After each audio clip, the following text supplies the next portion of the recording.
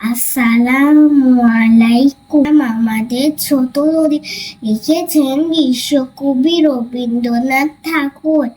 আমাদের ছোট নদী চলে বাঁকে বাঁকে, বৈশাখ মাসে তার হাঁটু জল থাকে।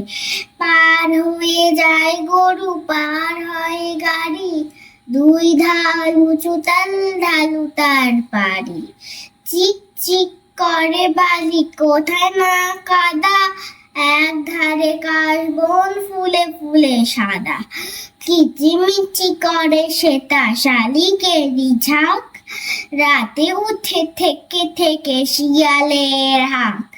তীরে তীরে ছেলে মেয়ে নাহিবার কালে, গামছায় জল ভরি গায়ে তারা ঢালে।